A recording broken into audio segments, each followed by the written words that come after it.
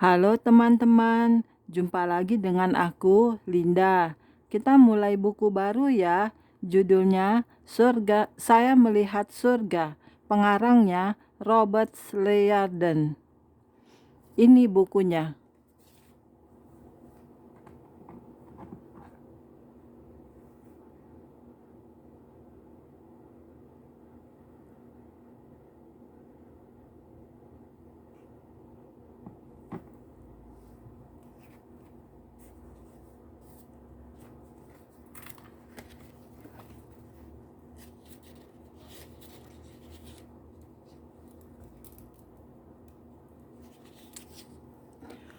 Oke, kita mulai. Pasal 1.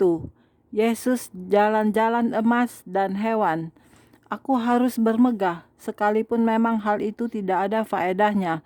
Namun demikian, aku hendak memberitakan firman, penglihatan-penglihatan, dan pernyataan-pernyataan yang kuterima dari Tuhan.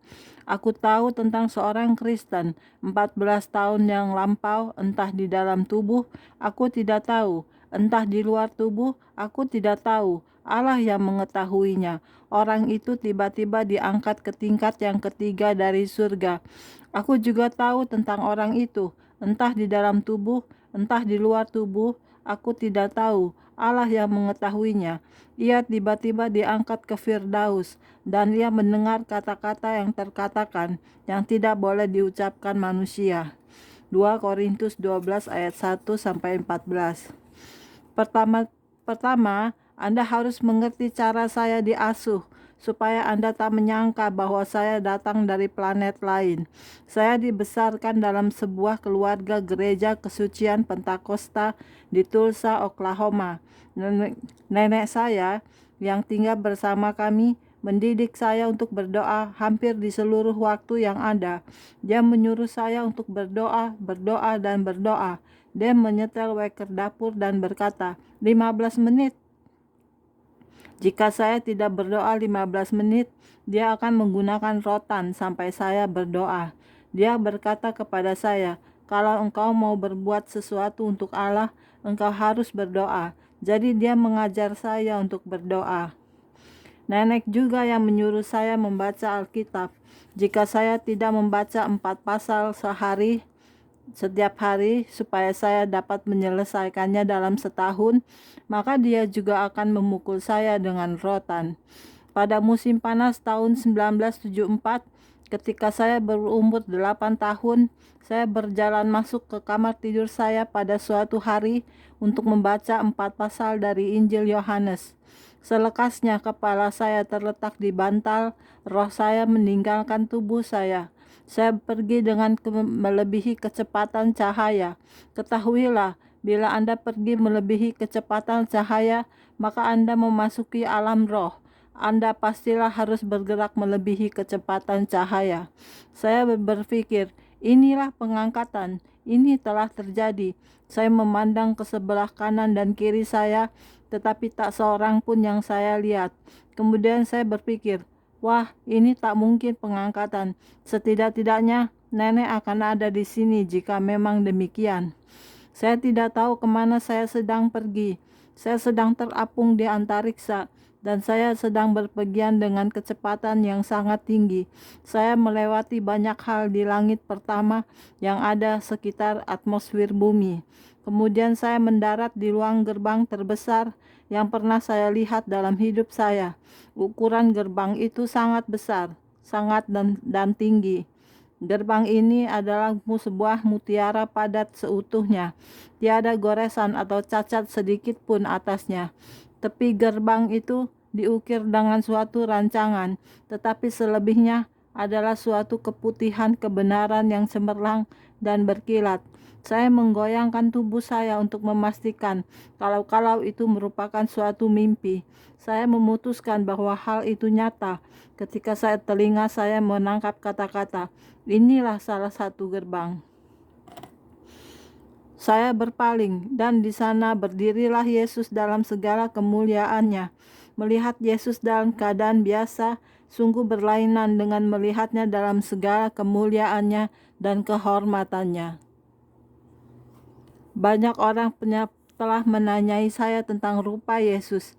Tinggi badannya antara 170 sampai 180 cm dan rambutnya berwarna coklat pirang. Rambutnya tidak terlalu panjang dan juga tidak terlalu pendek. Dia seorang pria yang sempurna. Apapun yang Anda bayangkan tentang seorang pria sempurna, itulah Yesus. Dia sempurna dalam segala sesuatu. Cara penampilannya, pembicaraannya, segala-galanya. Itulah yang saya ingat tentang dirinya. Saya terbungkuk sampai ke lutut saya.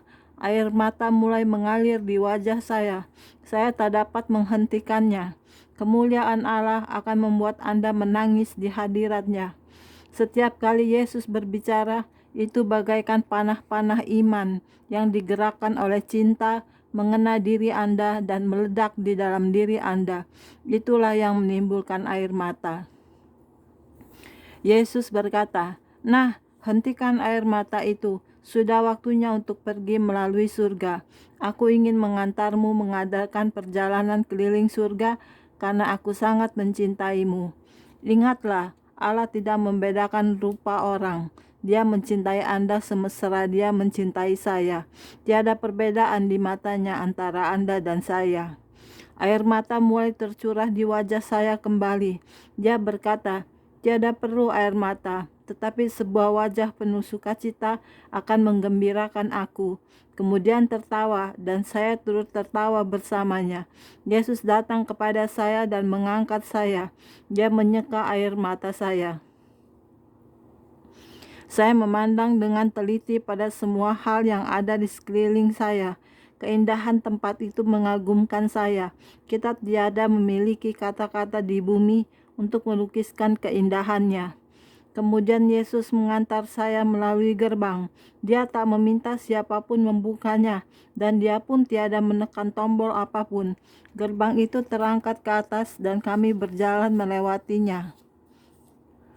Pertama-tama yang saya lihat di surga ialah jalan-jalan emas dan tepi jalan emas. Tepi-tepi jalan itu dihiasi bunga-bunga dari semua warna pelangi. Saya berpikir, jika inilah surga, maka tempat saya berdiri tentulah jalan-jalan emas. Saya memandang ke bawah, lalu berlari menuju rerumputan. Yesus berpaling untuk mengucapkan sesuatu kepada saya, tetapi saya sudah pergi. Saya sedang berdiri di rerumputan dengan mata dan mulut terbuka lebar karena keheranan. Yesus bertanya, "Apakah yang sedang kau lakukan di sana?" Saya menyahut, "Dua patah kata, jalan emas." Sebagian dari jalan-jalan itu tampak seperti emas kita di bumi, tapi bagian lainnya sejenis kristal.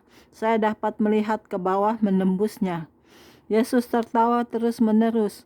Dia tertawa sedemikian nyaringnya, sehingga saya menyangka Dia tidak pernah akan berhenti. Dia berkata, "Kemarilah." Saya berkata, "Tidak, jalan-jalan ini adalah emas. Aku tak dapat berjalan di atasnya." Satu-satunya kesempatan saya melihat emas adalah dalam bentuk sebentuk cincin di tangan seseorang. Aku tak dapat berjalan di jalan-jalan ini. Tetapi Yesus memberikan isyarat, "Ayolah." Dia semakin nyaring tertawa seraya berjalan mendekati saya dan mengajak saya kembali ke jalan emas itu. Dia berkata, "Jalan-jalan ini dibuat untuk saudara dan saudariku, engkau saudaraku, jadi nikmatilah." Sementara kami berjalan, saya menyadari bahwa suasana di surga itu sangat indah karena berdaya kekuatan buah roh, yaitu terutama cinta, sukacita, dan sejahtera. Angin di surga dipenuhi dengan urapan Allah. Kadangkala ketika orang-orang berdoa bagi Anda, kengerian kudus yang menegakkan bulu roma terasa di sekujur tubuh Anda, atau Anda mendapat suatu goncangan atau cahaya panas. Setiap kali angin itu menerpa Anda di surga, itulah perasaannya. Seringkali kita berbicara tentang awan-awan kemuliaan yang berarak ke dalam kebaktian. Awan-awan di surga adalah awan-awan kemuliaan. Segala sesuatu di surga mempunyai suatu maksud. Saya tak mengerti maksud dari awan-awan kemuliaan. kemuliaan, tetapi sungguh mengagumkan untuk dipandang. Kami melewati kota-kota, bangunan-bangunan, dan kantor-kantor kecil.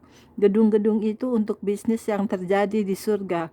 Saya melihat orang-orang datang dan pergi melakukan bisnis mereka. Mereka tersenyum lebar. Sebagian menyanyikan kidung rohani yang saya kenal dari bumi, dan sebagian lagi menyanyikan lagu-lagu surgawi yang mengandung makna surgawi. Sebagian membawa berkas-berkas kecil, dan sebagian lagi mempunyai buku-buku untuk penggunaan pribadi. Saya melihat seorang wanita berjalan memasuki sebuah toko. Saya tidak tahu kalau ada penukaran uang untuk memperoleh barang-barang di surga, tetapi saya tahu ada bisnis berlangsung di surga. Wanita ini membawa bungkusan kecil berisi barang, dan dia berjalan keluar dengan sebuah buku.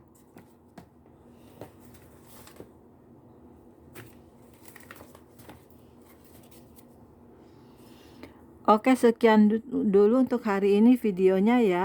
Kita lanjut ke video berikutnya. Jangan lupa subscribe ya. Terima kasih. Tuhan berkati kita semua. Amin. Bye-bye.